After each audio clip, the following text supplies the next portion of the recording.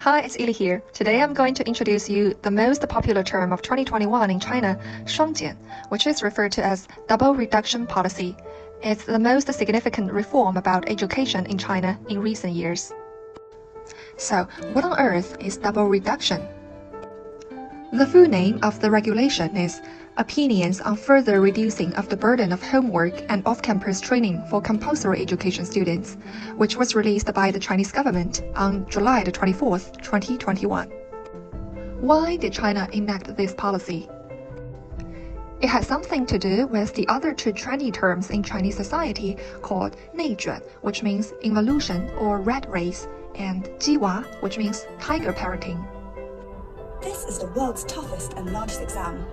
The Gaokao. Over 9.75 million students have registered for China's annual National College Entrance Examination, the highest in 8 years. It is considered a relatively fair way to screen and select candidates for higher education institutions and will have a large impact on their future.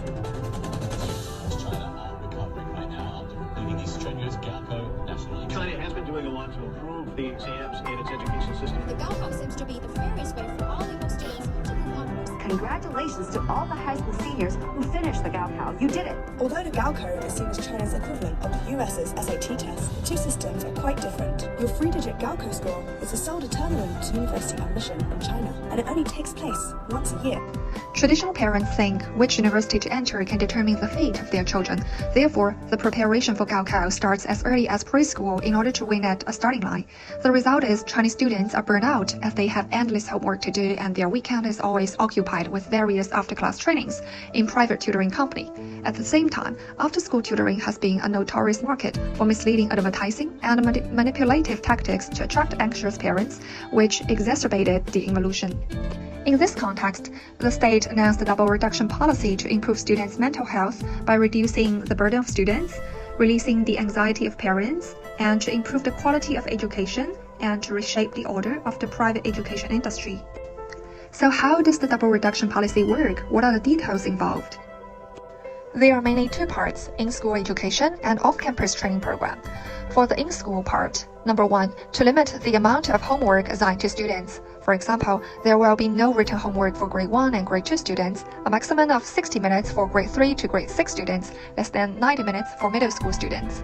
Number 2, to improve the quality of the homework by avoiding ineffective, repetitive, and punitive homework.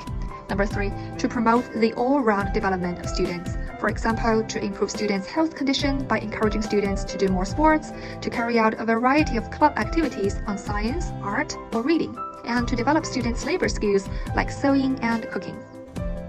And for the off-campus part, after-school tutoring firms targeting academic education will be banned, or existing subject-based off-campus training institutions will be required to convert to non-profit organizations.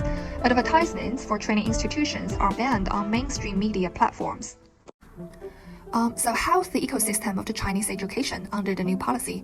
Since it hasn't been a long time since the new policy was released, and different provinces released the local regulations based on their understandings of the new policy, there's no enough evidence or accurate data to evaluate the policy. So I'll talk about different impacts for different parties according to my personal experience and observation.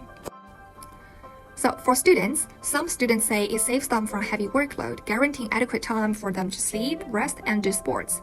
And since teachers are not allowed to announce students' grades in front of the whole class, they are released from the pressure of competing with peers and losing face. But some students say that their pressure has not been reduced from the root because they still have to face the highly competitive college admission test, so they would be forced to do homework assigned from their parents at home. For teachers, some school teachers are happy about less workload, but a big number of teachers working for private tutoring schools lost jobs since many of them have been shut down. As for parents, some of them feel that they have less financial burden and more quality family time now, but some of them feel even more anxious because they are worried that their children may end up entering vocational schools without the opportunity of private tutoring.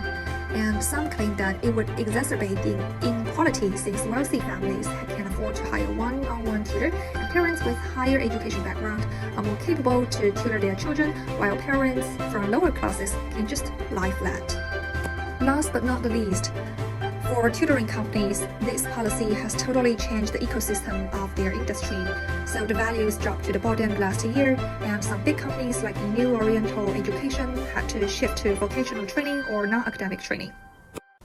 I personally feel that policy is a milestone for Chinese education, and it definitely brings more opportunities than problems, but it takes a long time to change the school-oriented mindset of parents, and the education authorities must provide more support and solutions to solve the problems faced by parents, students, and teachers.